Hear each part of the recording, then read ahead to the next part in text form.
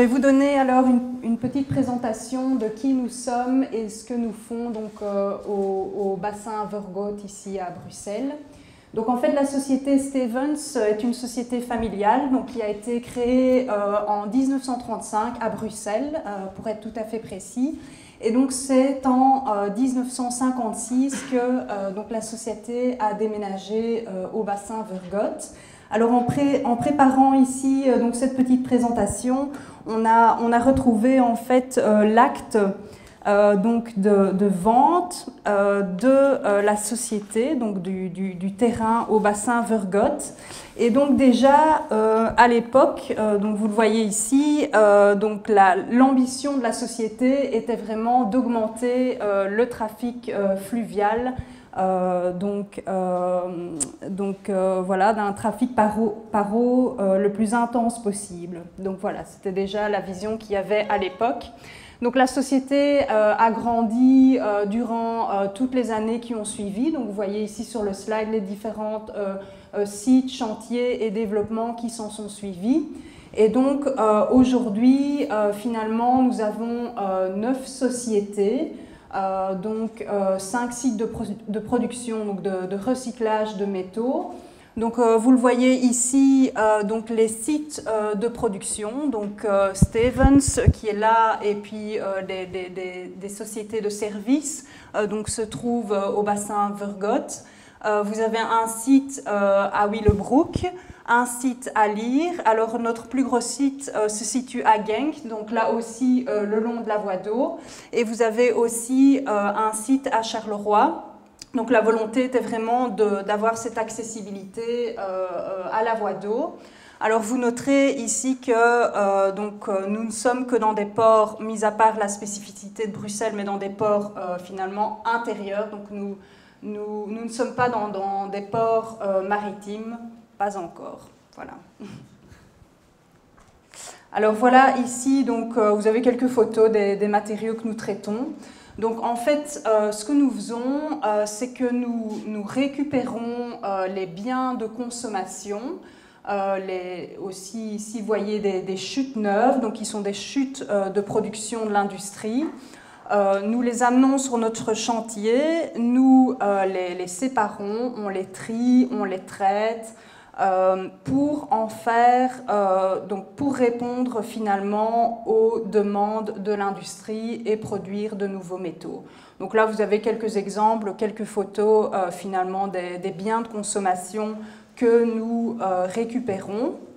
Alors, donc voilà, ici, vous voyez cette représentation donc, qui montre que vraiment on est au cœur de cette économie circulaire, donc avec du recyclage, en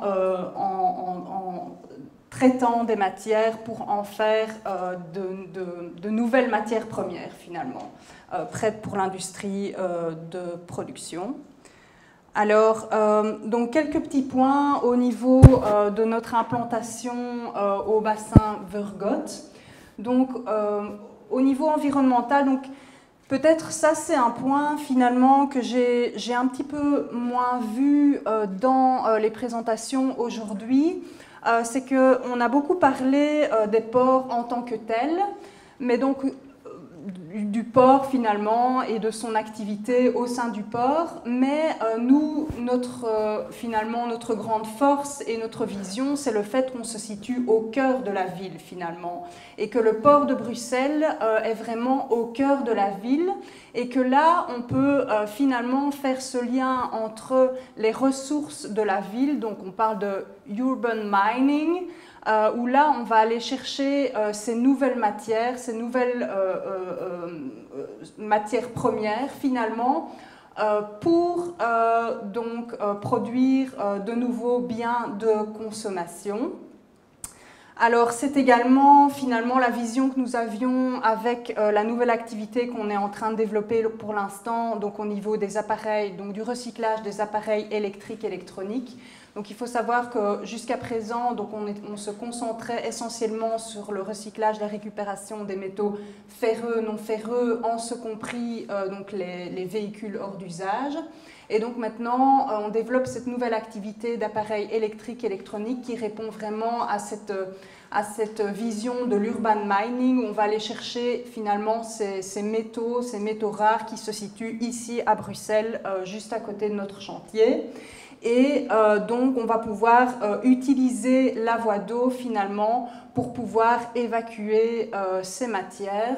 Donc il faut savoir qu'aujourd'hui, actuellement, donc on traite environ, donc il y a environ 75 000 tonnes qui passent par an ici sur notre chantier à Bruxelles.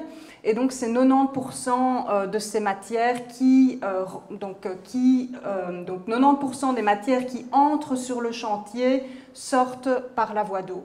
Donc voilà, et donc là il y a encore une capacité supplémentaire qui est là et donc on a vraiment envie d'exploiter. Alors ici, voilà, j'ai un petit slide, etc. Mais je pense que vous savez tous que, donc vous connaissez tous les bienfaits du recyclage. Mais ce que je voulais dire aussi aujourd'hui, c'est que souvent on parle d'économie circulaire.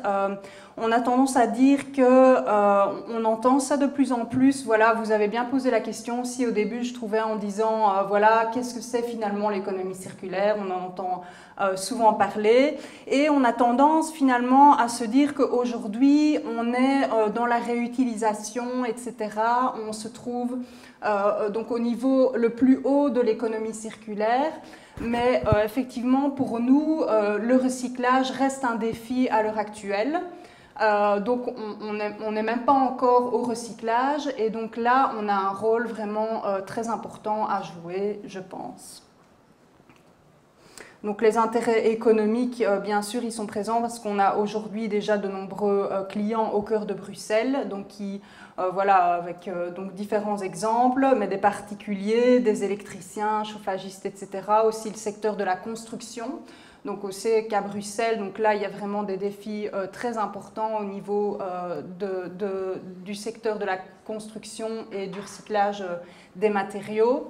Mais il y a aussi d'autres opportunités à saisir. Je pense par exemple à la Low Emission Zone dont on parle maintenant. Donc il y a toute une série de voitures qui vont devoir finalement être recyclées. Donc là aussi, on se situe au cœur de la ville pour pouvoir effectuer finalement ce premier tri, pour reprendre le terme de urban trier, donc, que je viens d'apprendre aujourd'hui. Donc voilà. Donc, finalement, je dirais aussi qu'en termes économiques, donc pour nous, le chantier de Bruxelles, c'est aussi, il peut être vu aussi comme un moyen d'évacuer finalement les matières vers d'autres sites, donc vers nos autres sites de production, par exemple le broyeur qu'on a à Genk, pour pouvoir traiter de manière plus lourde finalement les différents métaux que nous dépolluons et trions en première étape ici à Bruxelles. Et bien sûr, donc les intérêts sociaux, donc Madame a terminé aussi sa présentation sur l'importance finalement du personnel, etc. Donc notre situation dans le port, au cœur de Bruxelles, nous permet également d'attirer des gens peu qualifiés, de leur offrir de l'emploi. Et donc ça, c'est vraiment quelque chose auquel on est très attaché dans les projets que nous développons. Voilà, j'en finis ici avec quelques photos de notre chantier, voilà. Donc, vous voyez ici l'état, mais je ne vois pas. Donc maintenant, en fait, on a également, mais on ne la voit pas sur cette photo, donc un hall que nous avons également en concession depuis peu, qui est finalement à droite, mais on la voit pas hein, sur la photo. Oui. Enfin voilà, donc en fait vous avez tout le chantier comme ça qui fait 300 mètres de long. Et alors ici encore un hall où va se situer donc cette activité de recyclage des appareils électriques et électroniques. Voilà. Voilà, quelques photos de nos collègues.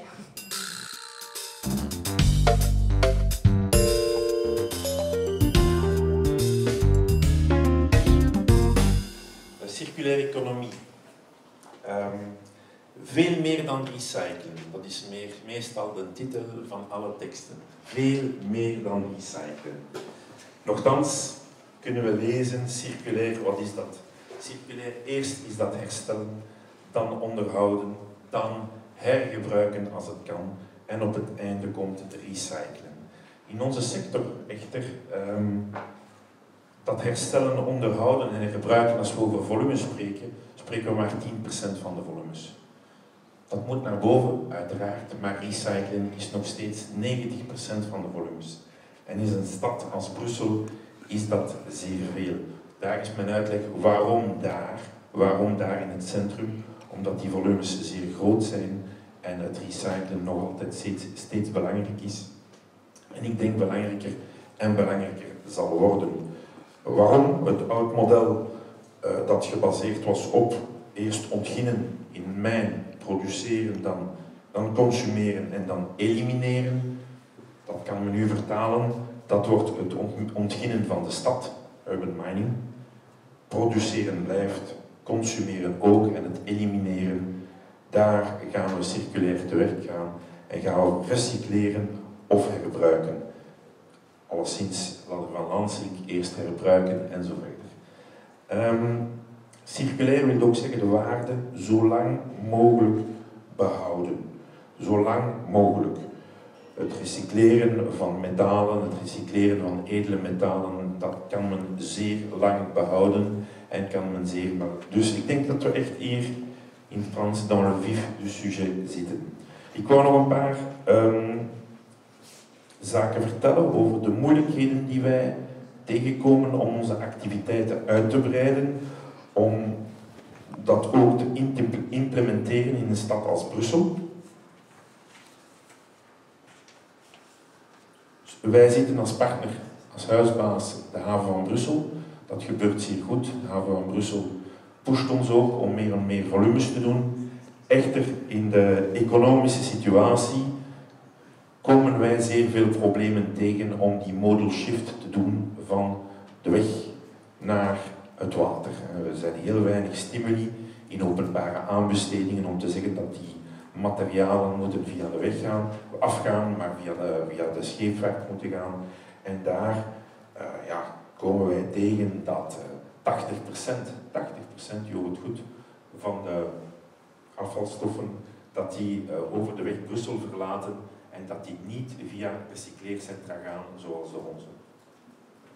Ça marche. Ook een vraag, een bemerking dat ik kan stellen is, naast onze site is er Tour en Taxi in een volle ontwikkeling. Niet alleen Tour en Taxi, maar ook Le Bassin Beco.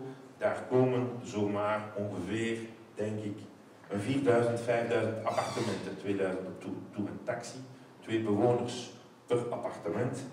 Is er over nagedacht, dat is een vraag dat ik stel, is er over nagedacht hoeveel afval, hoeveel grondstof dat die mensen produceren, hoe de logistieke keten zal zijn bij het produceren van die afval jaarlijks. Wat is dat? Huishoudelijk afval, samen met de commercies er rond, is dat ongeveer 12.000 ton per jaar dat erbij komt. 12.000 ton. Dat is 2400 ton huishoudelijk afval. Alleen Tour en Taxi en Bassin Weco. Dat is 100 ton jaarlijks elektronisch afval dat erbij komt. En crescendo. Vandaag zit Brussel maar op 4 kilo inzameling per inwoner. We moeten naar 12,5, we moeten naar 16 en het is nog stijgende. Dus ja, die volumes zijn groot. Onze plaats is daar. Maar spijtig genoeg, wat is onze eerste problematiek? Het capteren van die stromen. Mevrouw heeft dat duidelijk gezegd. De mensen moeten die afvalstromen naar bij ons brengen of we moeten ze kunnen komen halen. Op een economische, sustainable manier. Self-sufficient manier. Ook een zeer moeilijk gegeven met ASBL's, VZW's die opereren, die eigenlijk niet economisch gefundeerd zijn en die de economische realiteit scheef trekken.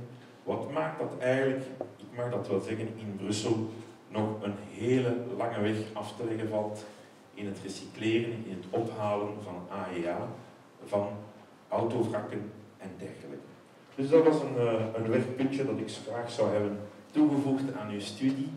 En als er vragen zijn, natuurlijk, als ik kan, zal ik ze beantwoorden.